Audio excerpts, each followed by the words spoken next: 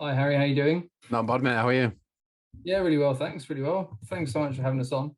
Nah, no worries, mate. Cheers for getting in touch. Yeah. Of course. Whereabouts are you? Southeast London. Okay, right. Yeah. Whereabouts specifically? A place called Ladywell, All which right. is geographically probably about 2 miles from Greenwich. That's like the nice bit. Right. Okay. It's if you know the area, it's near Lewisham. If you don't know the area, it's near Greenwich. And everyone goes, "Oh, Greenwich is lovely," and you go, "Yeah, Yeah, fair play, mate. Yeah. Yeah, yeah." I used to live in the northeast of London, but Oh, really? didn't get. Well, I used to go to Bromley to watch football a lot. Okay, yeah, yeah, Yeah. yeah. So. That's where my wife works actually, Bromley. Okay, right. Yeah, nice Yeah, place. that's good. But Where yeah, are you? I'm in just in Greater Manchester, Okay. Whereabouts up there? in Sale. Hmm. Okay, So yeah. yeah, it's all right. Well, got a mate of mine's from Rochdale originally, which is I know it's like that's South Manchester, isn't it? Is that right? Um, Not really Manchester, is it? I guess yeah, you it's just all northwest, isn't I it? All blends mean, into one. and I think the fact I've got some idea of anything north of Watford should be applauded, from Southern. But Yeah, to be fair, there's so many places in Greater Manchester. It's mental. yeah, I hear like he, hear he a new one sounds every like week. yeah, exactly. He sounds like he's got more of a Manc accent than I have anyway. So he kind of like that's it.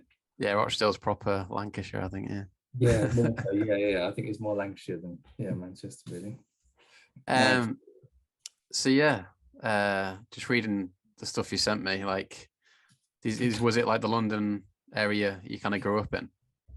Yeah, so I kind of uh grew up in the southeast, grew up in Kent, which is I sound like I'm from London because I have like an estuary accent. So kind of the accent travels down the Thames, as it were.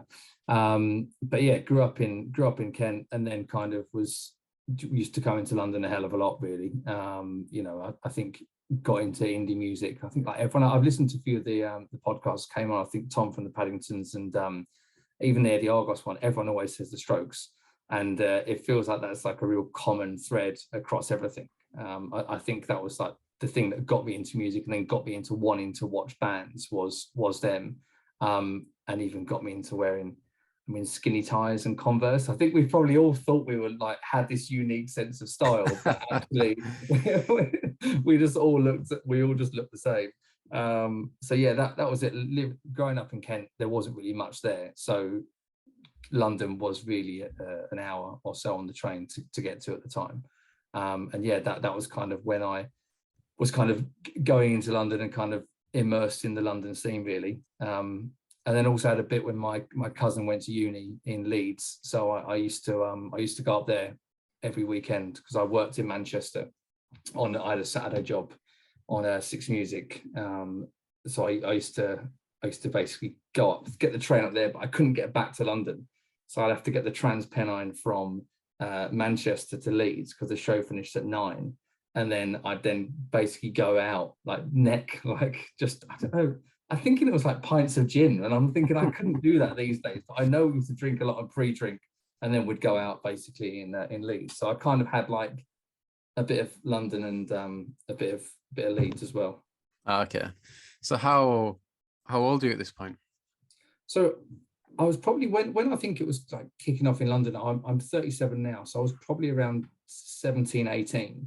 Um, and we used to go up there for gigs, and kind of watch bands in London. But I had a mate of mine who in the Kent kind of music scene, he ended up becoming him and his mate became like the Libertines tour DJs. So actually, I used to kind of jump in the back of his car. He had two cars actually. He had one old like Cadillac, which was incredible, and he had another car which was one of the original four cars from the Ghostbuster movies.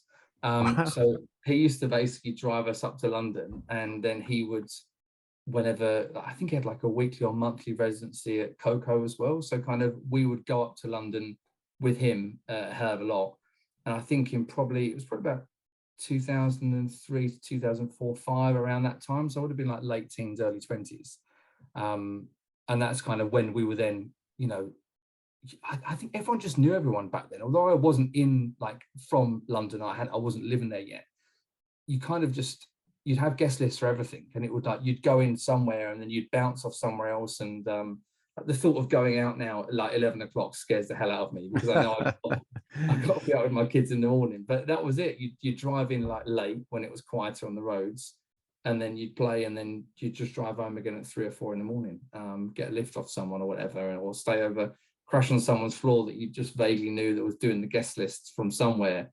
I'll just come back tomorrow and we'll have like an after party back there, and then you'd wake up on the floor and then just get the first train back. It was quite, looking back, you can be a bit nostalgic, but it felt like it was quite a good scene. It felt like there was an innocence about it, really.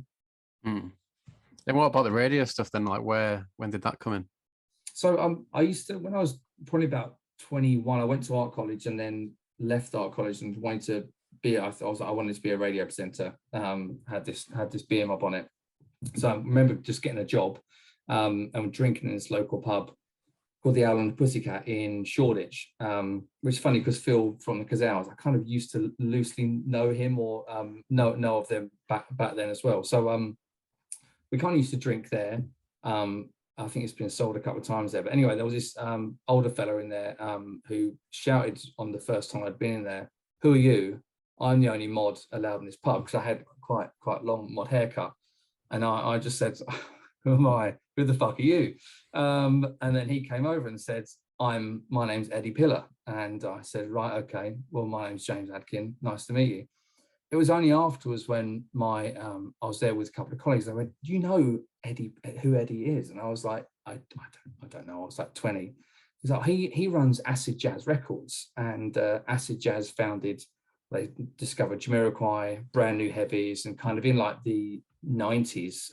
I think actually he told me a story about, it was either Acid Jazz or Creation who were going to be bought by Sony. And I think he said he wanted to stay independent, so he didn't get bought out at the time, and Creation then got sold to Sony. But yeah, so he was like kind of very into the music industry, obviously. And I said to him after drinking with him for a couple of weeks, going down on a Friday, that I wanted to do radio. And he said, "Well, look, I've just got the gig because Craig Charles is off, off at the minute. So I've got the gig on the Funk and Soul Show. Do you want to come and read out the emails and stuff for me and kind of do that?" And I was like, yeah, fine. I just think, like, looking back, like, what an idiot. I was so like nonchalant about everything. Just like, I guess maybe the innocence of youth. I was like, yeah, okay, fine. I'd never done it before. So what is it? I then sat down with the producer, spoke about it. So I became like his broadcast assistant. And then after a while, the show then got moved up to Manchester rather than being recorded in London. So we did that for a while, and then actually Craig then came back. So I stayed on. Eddie didn't want to go up to he was doing more back DJing a lot more then. So I ended up then carry on with Craig Charles on the Craig Charles Funk and Soul Show, still doing like the logging the records, and it was amazing. Like coming from, this is probably about 2006-ish, maybe 7. So like I was still wearing, jeans that I couldn't dream of getting into now, but and I had like this ridiculous haircut, but was just learning a lot about funk and soul music and kind of the that type of scene, really. And again, like hanging out with Craig Charles, right? What a legend. But again, didn't care. It would just be like, "Oh, okay, yeah, all the tracks are done, right, I'm off now," and that was it. "Do you want to come out for a drink?" "No, I'm off to the Faversham in Leeds. I've got to catch my train." And it was just like, what an idiot.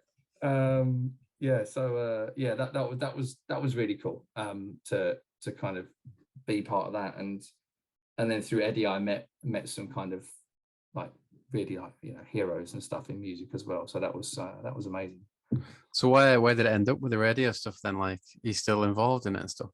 No, I don't do it anymore actually. I kind of I guess I was trying to think of maybe so I ran like a couple of club nights in Kent as well, and was doing the radio stuff and doing the BA bits and pieces, and it just like it wasn't really enough to pay. And back then, like because I was trying to do a lot of everything. I was just like very, very enthusiastic and trying to give everything a go. But I just I did a bit of internet radio. I guess it was before podcasts were podcasts, but we did internet radio and played a lot of unsigned bands. So yeah, I just kind of just stopped doing it. Just kind of needed to get like a a proper job, and then went to work in advertising, which again really wasn't a proper job, and now I work in marketing. But it's like, it was still like having a laugh and working on brands and stuff that you liked at the time. But it was I wanted to move to London, and it just felt a bit chaotic, you know, trying to still break into it. And I think after maybe like 2 or 3 years of like doing demos and you know, show reels and being a BA and like doing, I think I used to, there was Sarah Darling had a show on XFM during the weeks as well, so I did that on a Wednesday, and it's kind of like all paid expenses. It wasn't really like the BBC one was paid, but it was only like 1 day a week. So yeah, there just wasn't really enough money. And I met a girl, and who is now my wife. You know, we've got 2 kids together, and she had a proper job, right? She had a job, and when we first met, I was just kind of like, I was just blagging it, and I just thought, actually, like, you know, it would be nice if I could take her out for a bit of dinner, you know, or something. And maybe I should think about getting a job. Yeah. No, I know what you're saying, because my mate, he's ended up being a producer at Radio 2, but to get there, he had to do like, I think he did a radio production degree and then did a hell of a lot of unpaid work. Yeah. To get to the point where he was, you know, in a position to get those jobs.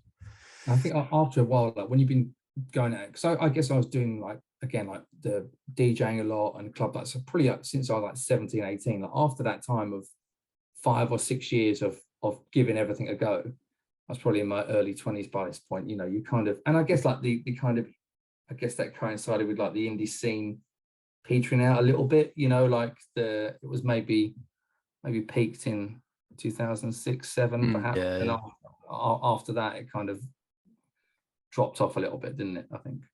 All got a bit weird, didn't it? Well, I think it's kind of like, it started like we hear a lot about the, like, you know, trickle down effect of you know, economics at the minute, and it was trickle down. If you think of the Strokes and the Libertines when they started off, then come Arctic Monkeys in 2005-6 time, then everyone was just getting signed. I felt like there was just so many bands out there, and from that kind of period of 2006 to maybe 2008, then I think there was some good bands, but I think a lot of it, like the quality control that maybe in the first part of the noughties maybe was lost a little bit, I think.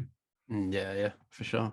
You mentioned going boozing with Eddie Pillar.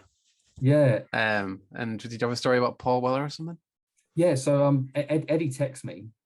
I had like I think on my Sony Ericsson mobile phone, and Eddie texted me. I was like, "Oh, I'm down the pub. Are you coming today?" And I was like, "Oh, I've got quite a lot on." He's like, "No, come down. I'm with a mate of mine. I think you'd love to meet him." So I was like, "Right, okay, cool. Anyway, I'll go down for a pint at lunch." And walked in, and he was like, "Oh, P, this is young James," and kind of walked over to him, and it was Paul Weller sitting there, and I was just like, "This is nuts! Like, come on, Paul Weller." I was a bit of a mod, and to meet him, and was great. And I guess I met him as like a friend of Eddie's, and they'd known each other for a long time. So it wasn't like you're meeting one of your heroes, but you're not meeting him I didn't feel like a fan, you know. It was like sitting down, "Oh, you getting a pint? Eddie's at the bar," you know. And it was just chatting to him, and I literally spent about 3 hours down the pub with him. I remember 2 distinct things. One of them that, like, he only went to the toilet after about 6 pints. Like, he had like an absolute bladder of steel, and I was just thinking that was really impressive. How can you hold that amount of fluid and, like, you know, not be hammered and go and there? And the other thing was, we're talking about music. I said, "Oh, what do you think of the current crop?" And he was like, "Oh, I do, you know, there's a few bands I quite like. I like the Libertines." And I was like, "Oh, what do you like about them?" And he said, "Oh, anyone that can get the lyric in there, or the phrase, you know, yeah, you two bob cunt, into a song is something that, you know, that I admire." So I was like, "Oh, okay, that's really cool." And just, yeah, sat there and had like a few beers, just chatting music. About two and a bit years later, there was a Six Music session where Paul Weller and Primal Scream played. And again, I went to that. I was still doing the Six Music stuff, and I came out to meet, you know, you do, it's like a runner, right? You know, you go out and meet the artists and bring them in, and I said, hi, I'm James. He goes, oh yeah, you're Eddie's mate. How you going? What you been up to? And I was just thinking, okay, it was the cool part meeting him, but then the fact that, like, I don't know, it didn't feel like he was putting it on, He's like, oh yeah, you're Eddie's mate. How have you been? What you've been up to? And it was really, that was amazing. Like, to I kind hope, of, I hope your colleagues thought that as well. yeah. Well, I took a mate of mine, because I was like, mate, there's like, we've got Weller and Primal Scream coming. Do you want to come and just make the tea? Just make the tea. Like, it'll be fine. I'll put you down as my +1. And yeah, it was really cool. I think what was amazing about Paul Weller, though, even though it's not on a Naughty's podcast, but he was such a professional. And I know you hear that a lot about him, but like, Bobby was like, he turned up a bit late, was like, oh, are you getting us some lunch? And then like Weller was like tapping his watch, being like, what the fuck are you doing? Do you know what I mean? We said we'd be at this time. We've got a bit to run through before we get there. And he was really, really professional, and kind of like got everyone into shape. And now they were just doing like obscure soul covers for this 6 music session, but it was quite, like, to meet him, amazing, but watch him like up close and personal was cool. And actually, although they were a bit late and Bobby was was a bit odd from Primal Scream, but that it was still quite nice, like to do that. Yeah, so that was like a highlight. But yeah, we had lots of those type of things. There was up in Leeds as well was quite interesting, because my cousin lived with a guy who was in a band called this is, again, I don't want to call them Landfill Indie, because maybe they might listen to it, but they were in a band called Shut Your Eyes and You'll Burst Into Flames. I remember the name, yeah. Do you? Oh, cool. Okay. Well, it's funny because I was in the band. Did they have a song called Drop the Decade? Because I was in a band, and our drum rolls used to play that song on the drums. Yeah, because it's real simple.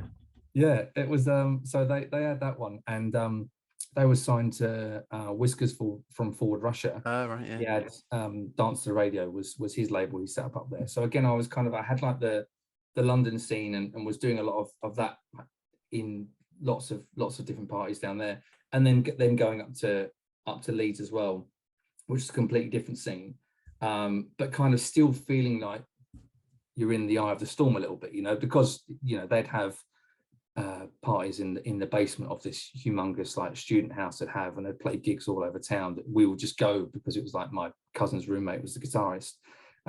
So yeah, that was quite a cool scene up there in Leeds as well.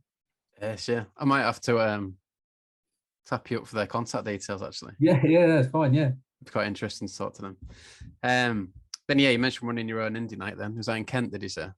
Yeah, so we started that off again just because there was nothing on really. So we used to go in like to nights out in Chatham. There was quite a big venue down there called the Tap and Tin. Libertines played there actually, that I went to in 2003. I guess everyone said they went there, right? It's a bit like the Rolling Stones when they played Hyde Park. Were you there on the Freedom gig when Pete came out? And, that one, right? Okay. It was like everyone was there. So there was lots of gigs that were going on in Chatham around that way, but there was nothing really a bit further up. So I set up I remember like writing to all the nightclubs basically. There wasn't any independent venues really in Gravesend, which was the local town to me.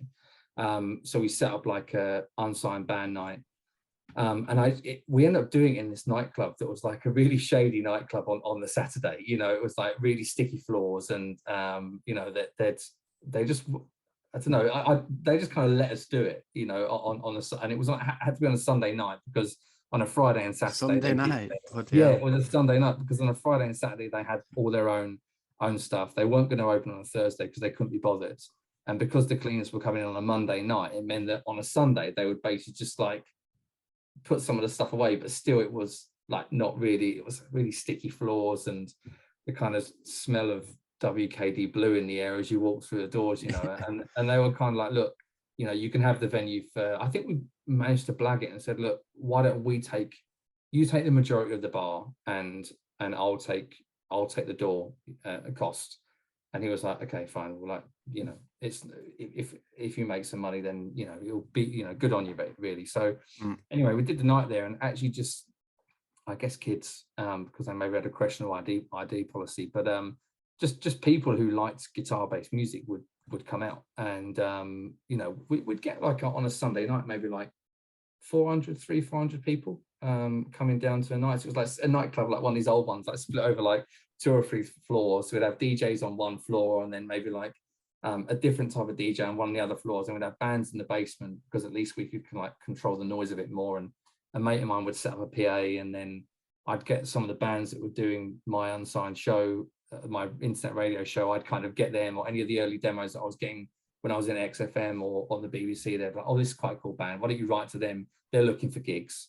So we would try and get some bands down to play that, really, which was great. Yeah, so did that for a couple of years, just because, again, I don't know, I think you're quite fearless back then when you're young, and yeah, just like I said, set up a night.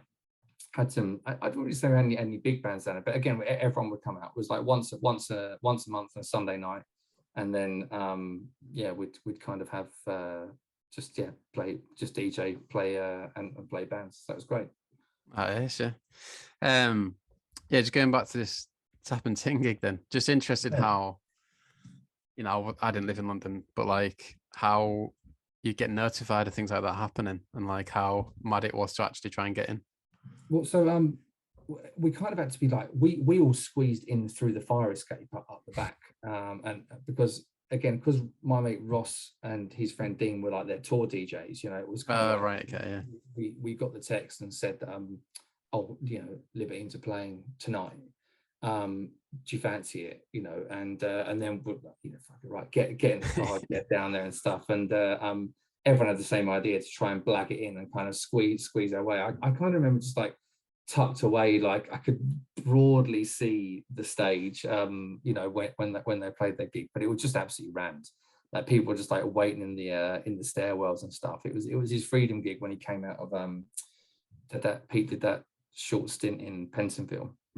So again, that was like a really big thing for like a local scene, and kind of put, I guess, Tap and Tin on the map, and that was like, again, like 4-floor club. So that was quite big in like the Kent scene, really. Yeah, but that was just amazing. They had some good bands down there, but the Libertines gig was one that I think kind of sticks in your head. I think on their second album, actually, the photograph on the front cover of Pete and Carl was actually taken at the time. Yeah, I was going to ask that. Yeah, and it was taken on that night. Yeah. So they weren't regulars or anything like that. But yeah, it was amazing to kind of see them. But I'd seen them quite a lot, you know, the Libertines quite a lot. Like we'd come up to London quite young, as I said, and just go to as many of their gigs as possible, really. Come like some like the small, I think Phil was saying from the Gazelles last week, the kind of like the squat party type places, and like the small gigs in the basement stuff. Like we would all go to them, which was, again, like just a kid from Kent, you know, going up to London was crazy. And then gradually, when you went to more and more shows, you'd meet more people. I think we'd keep in touch on like forums and stuff, and before social media. So we'd keep in touch on them, and then, like I said, we'd get onto guest lists for different places, and yeah, it was amazing, really. Yeah, nice. So, like, moving on to kind of your favorite bands and albums of the time, like, would you say Libertines were a favorite of yours? Yeah, I mean, Libertines were. I was trying to think, like, before talking to you, like, the song "Don't Look Back into the Sun." I distinctly remember like the scream of the crowd every time that would play, whenever they'd play that live. I saw them at the Astoria quite a few times, which is a really, I think it's been demolished now, London Astoria, but that was 2,000 or 3,000 people, maybe about 2,000 people, and that would always go off. I think I saw Block Party a lot as well. I remember seeing them. My cousins bought me tickets for my birthday, and I end up seeing them on the 13th and 14th of April one year. I just was really into them, and you kind of think of bands that you obsess over, but I think it was split between that kind of pre Arctic Monkeys and then post Arctic Monkeys. I think like bands like Arcade Fire was quite into, you know, first Arcade Fire album, Strokes, Libertines, Block Party, and then obviously Arctic Monkeys came. I remember actually getting the CD. I went on like a boys' holiday with my friends from school. So I think it might have been like a Falaraki or something like that, Oz or Zanti or somewhere. And I remember chatting to one of the DJs there, and he actually he actually gave me like a burned CD of rough demos of the first Arctic Monkeys album, and was like, we're just chatting to him, had similar haircuts, and no one else out there did, you know. Yeah. You might like this band, you know, they're called Arctic Monkeys, they're from Sheffield, which is where I'm from. Here's like I'll burn you a CD, come back to the bar tomorrow. And then kind of about 8 months later, you know, the album was coming out, and they are much bigger on MySpace. But I think it might be in my loft somewhere, because I'd love to dig out that CD. So yeah, Arctic Monkeys are big.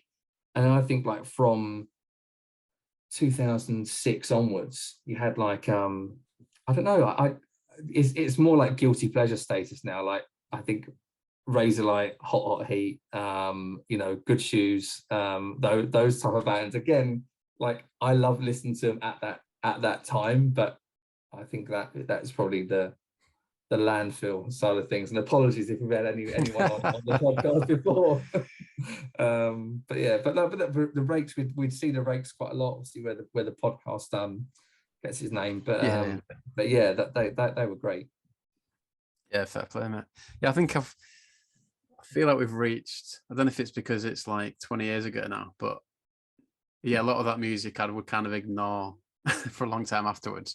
But now it like feels like I can listen to it again now and like kind of, I don't know, kind of appreciate it again maybe.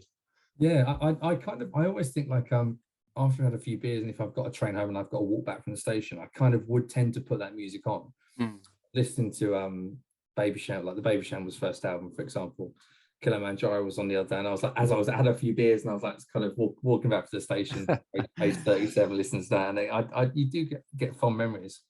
I think my cousin was saying the other day, he was viewing that period as, so he heard on the radio like someone saying about the teletext or football. I think the football scores have been stopped now, and there was an interview from someone saying, actually, do I miss the football scores being read out, or do I miss being in the car as a 10-year-old, you know, boy, with my dad listening to them? And it's kind of like he was saying he views indie in a little bit, the indie period in that way. Like, do we miss it, or are we just nostalgic to not necessarily be there? Yeah, it's a whole context of it, wasn't it? Yeah. It was great though, and Leeds was very different. You know, Leeds was very different to London. I felt that it was a lot more, I think, you know, the new rave stuff. I think, although Klaxons, you know, we saw them a few times play up there, but I definitely remember that being a lot more like Dayglow, Guyliner, and that was kind of a lot more up there in the Cockpit and Faversham that we'd go to kind of every week. That was big up there. Again, the parties we'd go to with Shut Your Eyes and the kind of Forward Rusher whenever they were playing and stuff was quite good. I remember I think I was looking again at the O2 Wireless Leeds, I think it was in 06 or 07, and the lineup there, I wrote it down actually because I thought like I was reminiscing. So the lineup, it was 2007, it was headlined by Daft Punk, supported by Klaxons, LCD Sound System, Calvin Harris, CSS, Mark Ronson, Simi Mobile Disco, New Young Pony Club, Digitalism, and Metromony. That was the lineup, right? And if you could have picked like the most ideal lineup for 2007, you know, in that kind of like, you know, dance kind of period, like you couldn't have written a better lineup. And I think the tickets were like 30 quid, maybe 25, 30 quid or something. Yeah, that's wild, isn't it? It was just nuts. Yeah.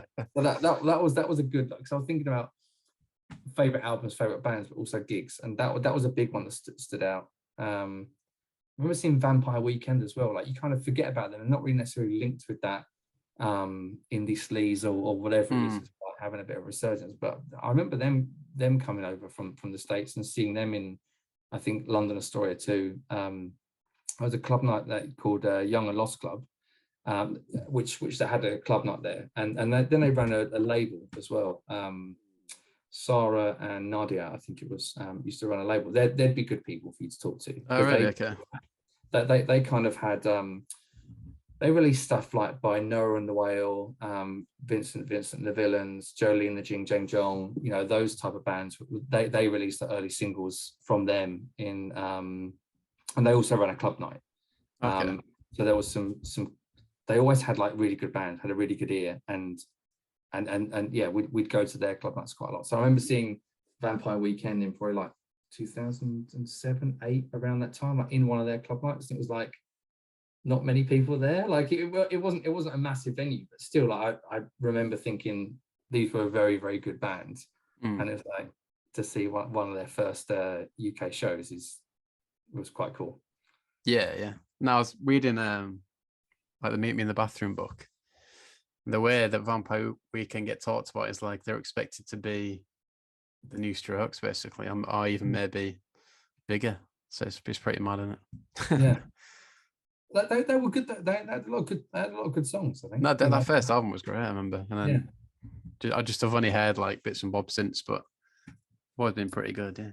Yeah, no, that they were, and that's another one. Like to listen back to them, I kind of think like a punk or a punk yeah, was brilliant. Like that would go off, you know, if you'd play that. But yeah, it was fun. It was fun to think about. I mean, I listened to other bands like a bit smaller. My Vitriol. I don't know if you remember them. They were kind of like so. they were cool. I liked My Vitriol. Electric Soft Parade as well. I don't know if you yeah, remember the name. but they were brilliant. So I guess we would just go to gigs, right? Just wanted to see as much live music as possible. And yeah, like the indie scene, I guess, was just like quite a mishmash of different places. Yeah, definitely. Remember Camden was crazy, really. Like back then, that was like when like the kind of the famed like the Lock Tavern, the Hawley Arms, and that type of stuff. The Good Mixer, I think that's closed down now. But that was a lot of fun back then as well. So if you had to pick one album as your favorite, what are we going for? I don't know. I think if I had to pick a favorite album, it's hard. I feel like kind of Is This It by the Strokes feels like it's the one that started it all. Yeah, it's almost taken as read, that, in it, kind of thing. Yeah, exactly. But I think maybe up the bracket, maybe the Libertines. I think that was one that probably had more of an impact in terms of wanting me to go to gigs, and I'd seen them up close and personal a lot of times. Like went out and got a military style jacket off the back of them, not a red one, so I didn't want to become like a pastiche. You know, it was like I had like an Air Force one, and my mate had like more of a green military jacket. But yeah, that was it. So if I had to pick one, I'd probably go, I don't know, yeah, without being too niche, like I like the Electric Soft Parade, Black Roll Motorcycle Club, Queens of the Stone Age. That was a good first album I had. Yeah. But yeah, maybe the Libertines had most of an impact. Yeah, what about you? If you had to pick one, what would yours be? Yeah, well, I've been the guy who I spoke to last about it. I said Room on Fire, just because similar, like, Is This It? Yeah. You kind of take that as a given, and then just feel like the Strokes are the band for me.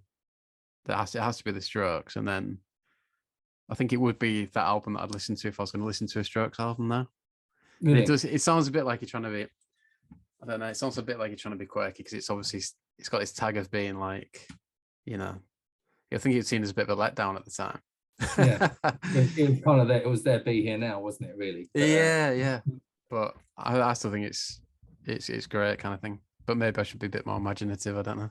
I know it's hard, isn't it? Because I was thinking like I didn't want to be like, you know, what was your favorite album debut album by The Rapture? You know, it wasn't. But there was a lot of good music out there at that time. Maybe Silent Alarm by Block Party. I think it was still. I listened to that one to death. Absolutely listened to death. I don't really think there's a bad track on that album, to be honest. No, it's one, if you go back to it, it's like massively stands the test of time, I think. Yeah, 100%. But yeah, I think maybe like the Libertines had like maybe like the edge. But again, it's hard to like. You don't want to be too. I don't want to be too niche, and then oh my God, like I really overthought it. But then I didn't want to be like, oh, what was your favorite one? Like, I don't know. Arcade Fire feels like just it's just because they're so big now, you know. I think a lot of those bands, if you think about it, started back then, like kind of, you know, 20 years ago, and now I guess the wheat and the chaff have been sorted, I think, and some of those bands stood the test of time. And I think, you know, even with the Arctic Monkeys gigs coming up like next year, everyone, all my old mates from home, and we've all text, you know, do you fancy it? Yeah, same, yeah. You know, that we might go. So if you go to the one at the Arsenal Stadium, yeah, I think it might be. Let me know, because it'd be good to meet up for a beer. No, nice summit, definitely. Yeah. I think our You're mate's probably gonna inundated. Everyone will be asking for autographs with you now from the podcast. got a face to the podcast. I think my mate's on about putting on a night in East London afterwards as well. Okay. So it might be good to that if you fancy it. Yeah, that'd be great. But yeah, gonna see what we can get, I think. Because have you bought the album to get the pre-sale and all that? No, I think they're at pre-sale. I was probably going to do it, but buy the album to get on the pre-sale, because I kind of feel like they might sell out. Yeah. But it's a big stadium. Yeah, it's like 60,000 plus, maybe. Yeah. Yes, it is actually. And I didn't think about that. Yeah. So I'm hoping that there won't be like too many other, you know, bearded 40-year-olds like. Yeah, I know what you mean. Just like, it should be like an age minimum age on it or something. Yeah. Yeah, like you have to be at least 34 in order to, that should be the pre-sale between, like, you know, would you like to relive your youth? Yes. Are you aged between 34 and 48? Yes, great. You can go in first. We don't want any of the new fans, you know. Should do like a matinee performance for us, like. Yeah. So that we can have a few afternoon beers. I think that's the peak, isn't it now? Like afternoon beers, you can still be in bed at a decent time. Yeah. Not going to be too tired the following day when the kids get out of bed in the morning. Yeah, that'd be great. Yeah, exactly. I'm sure Alex Turner listens to this, so maybe they might do it. Yeah, I think I'm gonna try and go for. I don't know. I've got some mates going for Manchester, and then got one mate going for London. So ideally, go to both. And like take it easy in Manchester, go wild in London, I think, hopefully. Yeah. I remember seeing like years ago at the Milton Keynes when they played there. Oh, right. Yeah. And that was a really good gig. That was probably their second or third, maybe 2006, no, 7 or something like that. Right. They just like went big really quickly, but that was a good gig. But at the O2 maybe a couple of years ago. Yeah, I went to that as well. Yeah. But Hive supporting as well is pretty good.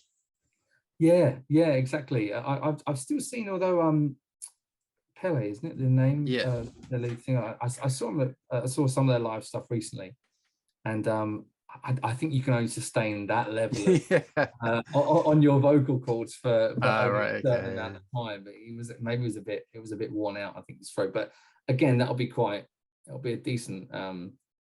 I guess for the older ones like us, to kind of start early, right? Get there early.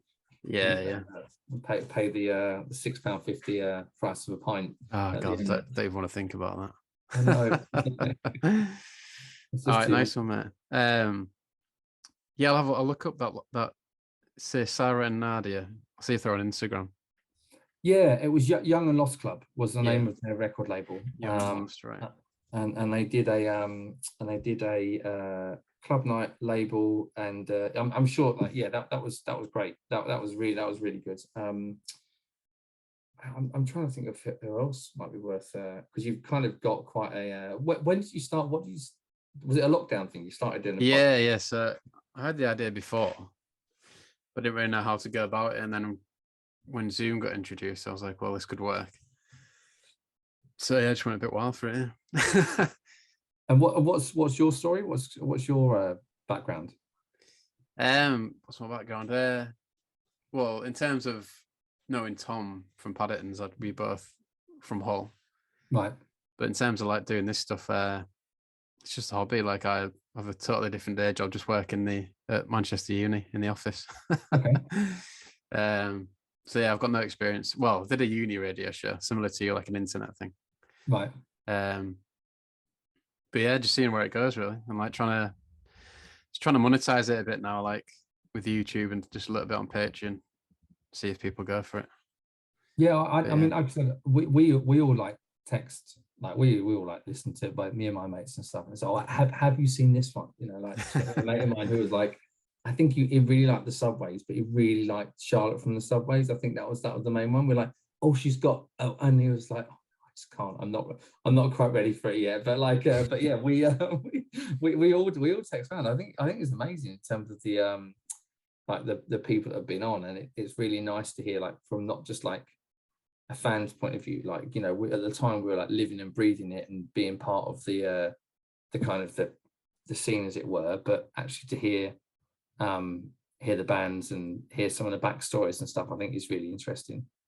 No, yeah, like yeah, it's still interesting now. I've still like 2 years down the line, still find it all pretty interesting. Who would you want on that you haven't been able to get before? What a dream guest. Like, well, yeah, like if you had a top 5, let's say. Top 5. I mean, it have to be. I've just had Gordon Raphael, which is good. That kind of half ticked Strokes box. But obviously a member of the Strokes would be brilliant, ideally.